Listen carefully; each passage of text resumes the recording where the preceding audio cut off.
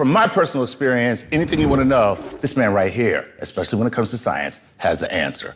Okay? So. No, I have an answer. Whether or not it's the answer, that's to be determined. Please, you're ruining what I believe in. Okay? I want to dismantle your belief system. Yes, exactly. My whole world is crumbling. I need to believe in you, man. All right?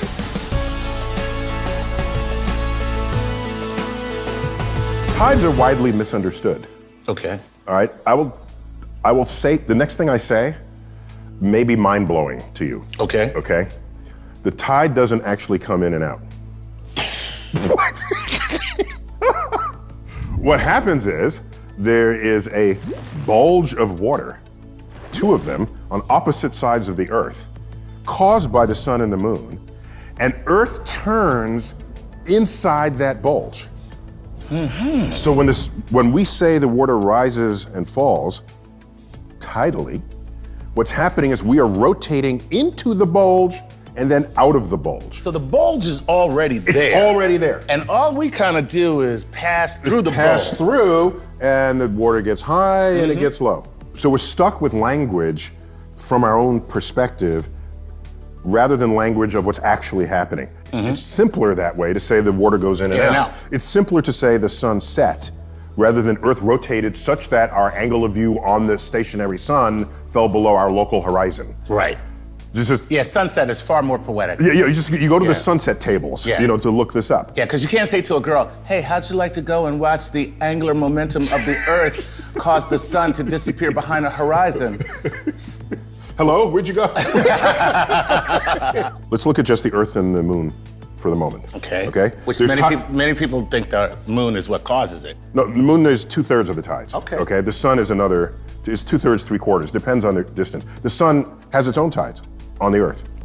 Oh, snap. Wait, in fact, the tides that the moon raises on Earth are the same no matter the phase. Okay. No matter the phase of the moon, which there are some people believe that when you have a full moon, what you have is a higher tide because you have a fuller moon. You do have a higher tide.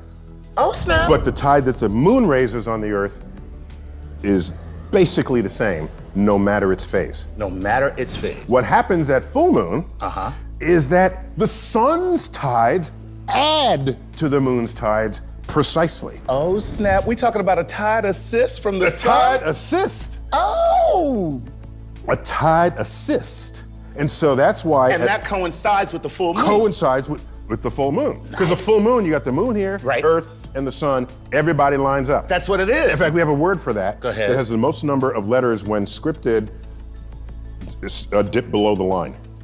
Okay. I know that's a weird record to hold. Right. The word is syzygy. So syzygy is when three or more objects come into alignment cosmically. Right. So you have the moon, the Earth. The moon will have the same tide it would at any time, but now it lines up with the sun. Right. They add together, you get the highest tides at full moon and new moon. So now I ask you, when would you get the lowest tides?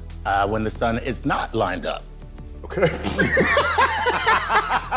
Okay, let me quantify that. So when the sun is at 90 degrees, the sun is pulling this way, and the moon is pulling that way, and the two waves basically cancel. Exactly. They try to cancel one another, so you have the lowest tide. It's called the neap tide. The neap? Neap. Neap tide. Neap tide. See, look at this. It's not the moon. It was the sun all All along. the time. It was the sun all the time. I see, and you think because, see. Wait, so when people say, I feel the extra tidal forces from the moon when it's full, it's just bullshit. Oh. So just want to clear that up. Okay. So I haven't explained tides yet. Let me take 2 minutes to explain that. Holy crap. Okay. That was just about the moon and the sun and the fact that the bulge. So that's what we have right now. So watch what happens. Go for it. So and let's just look at Earth and the moon for the moment. The side of the Earth that's closest to the moon feels a stronger gravitational pull of the moon than the side of the Earth that's farthest away. Okay? Right. The closer you are to the source of gravity, the stronger is that force. Right. Is that force. That's true for everything. Right. No so matter the what. moon is always exerting a gravitational pull on the Earth. On the Earth, yes. And there's a difference in the gravitational pull from one side to the other. Okay. Because if there's a difference, it means it's pulling this harder than that. Right. If you do that, you end up stretching. Okay. So the water stretches along the line that the moon's tidal forces are pulling. Gotcha. Okay, it's a stretching force. Right. All right? And by the way, We're gonna call that Earth Yoga. so yes. And now, okay. downward dog. So it does that for anything. Water happens to be more responsive to this force because it's liquid, Right. but it also raises tides on the solid Earth. Oh. But you don't see that Right, you're not happening. gonna see that. You don't know, and it's small, much smaller, and so, but it does it basically for everything. And so that's how you get a tide. That's how you get the tides. Wow. And so that bulge is always there, but the sun is messing with it. Right. Okay? Exactly. So as the moon orbits the Earth, and the tidal bulge sort of Tidal bulge is moving tracking, with moving it. with the moon. Right. And the sun is like Exerting its forces its force simultaneously. and it's either lines up or it doesn't. Wow. Okay? How much brain you got left to get? I don't know, man. We are about this. Okay, so now watch. We were only working with this to begin with. Now we down to about this. Okay, so watch what happens. Go ahead. So it turns out we are rotating faster than the time it takes the moon to go around the Earth. Okay? So a day is shorter than a month. Okay? All right. So we are actually, if you, the viewer, are the moon, and you're trying to raise this bulge, okay? I am dragging the bulge ahead of you because I'm rotating faster. That's right. Okay, so the bulge is not actually exactly aligned. No, it's over here. It's like that way, and then at you're, that angle. And you're pulling. So now watch. So Go watch. ahead. Watch. So it's because I'm rotating. So now Right. watch. So the moon is actually tugging on that bulge, trying to line it back up. Right. And it does that against the wishes of our rotation. Right. So the tidal bulge, because of the moon, is slowing down the rotation of the Earth. So are you telling me that? That's why we have leap seconds. There you go. So the tides are not only responsible for what we perceive as water going in and out, it's responsible for the slowing down of the rotation of the Earth. And the Earth has been slowing down ever since the moon has existed. Okay, and we know this because there are mollusks that have certain features in their physical body that attract to the phases of the moon. Okay? Really? Yes. Okay. So attract to when they're stuck on the ground versus when they're in, the tide comes and gets them. Okay. There's a record of the cyclings of the moon, of the tides. Now watch. We also have other evidence for how many of those cyclings occur in a calendar year. Right. And back then, there were more of them. Okay. So the fact which meant that Earth rotated faster back then. Yes. So the moon has been slowing us down ever since. Or the Earth is just getting really tired. And then there are people who say, if the moon affects the water, and the water's made of water, and we're mostly water, what doesn't the moon affect us? Because we're 70% water. It's a natural thing to think about. Which is when people say that people act weird during a full moon. Yeah, even though the moon's tides are not stronger. Okay. It's really the sun. It's really the sun. See? Full circle, baby. Right. Just like Earth. But you want to explain lunatics. They're really sunatics. It's sunatics. It's like solatics. Solatics. They're solatics. That's way better. That's what they would be. Yeah, you're a solatic. You're a solatic. So here's the thing.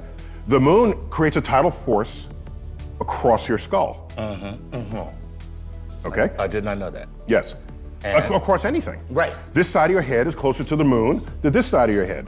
Okay. But we can calculate what that difference in gravity is across your head. Really? It's not very much. Damn, man, why you gotta do that to me? It's not. Because you got a little head. So you can calculate how much that is, and then you can compare it to other things that are operating on your head. Like you go to sleep, there's a pillow sitting right here. Right. The weight of the pillow to distort your skull is about 1 trillion times stronger than the tidal force of the moon's gravity across your skull. But no one creates whole mystical predictions about what your pillow's going to do. What brand of pillow you slept with last night. So there are very strong ways you can demonstrate that really there's no effect on people, other than the effect you think it's supposed to have. Right. You come out of the bar at 2 a.m, Right. full moon is up. Oh, it's a full moon. Right. I'm going crazy. It has nothing to do with all that Jack Daniels in there. That's very cool. Well, tides are why you get shredded as you fall into a black hole. The spaghettification of falling into a black hole is all because of tides. You fall in feet first. Right? A black hole is small enough so that your height is going to make a difference as you fall in. The gravity at your feet begins to greatly outstrip the gravity at your head. Right now, your feet are more attracted to the earth than your head is. Okay. But you're 6 feet tall, that's small compared to the radius of the earth. Right. A black hole is small. And so when you come down near a black hole, your height matters relative to the size of the black hole. So this difference in force grows and grows until it becomes greater than the intermolecular force that holds your flesh together. Right. And then you end up snapping in two, likely at the base of the spine. Oh, God, that feels good. Well, no, initially you feel good. You say, oh, I like stretching. Who doesn't like a good stretch? Right. And then you say, okay, I had enough. Pop. Now there's two of you going down, Right. and those two segments feel the tidal force, and then they snap into two. You go from 1 to 2 to 4 to 8 to 16, as you bifurcate as a stream of atoms all the way down to the cosmic abyss. That is why I'm going into the black hole cannonball. Actually, I tried to think this through. If you sort of rotisserie style, then it can't focus on one way to stretch you. Really? So yeah, you might be able to get a little further in. In a cannonball. In a rotating cannonball. Okay. Yeah. Cool. My summative reflections on this time we've had together Okay. is that I enjoyed it too. wherever in the universe you find gravity, you find tides. Nice. Yes. All right, you can see that we're just starting to dip our toes into the surface of the science of tides. And if you're interested in learning more about, I don't know, gravity's effects on pretty much everything, or how physics affects our everyday lives, or the scientific phenomena of the moon and what it doesn't cause. Hey, whether you're a science enthusiast or a astrophysicist or a professional or a lifelong learner, Brilliant helps you master concepts in math, science, and engineering through solving fun and challenging problems. And you can sign up for free to get access to weekly challenges, the community discussions, and access to the Math and Science Wiki. And as a bonus to Star Talk viewers, the first 782 that go to brilliant.org/StarTalk will get 20% off the annual subscription, which helps you think like a scientist, right, Neil? We'll guide you through course material, the ability to track your progress with stats and extra practice. If you want to learn more about tides, there's a link in the description which takes you to the quiz on Brilliant, on which this video is based. So try it out, all right? If you want to see more Star Talk videos, hit the subscribe button and click the bell button to get notifications every time we upload a video. And I'll let you have the last word because you always say, keep doing what? Keep looking up.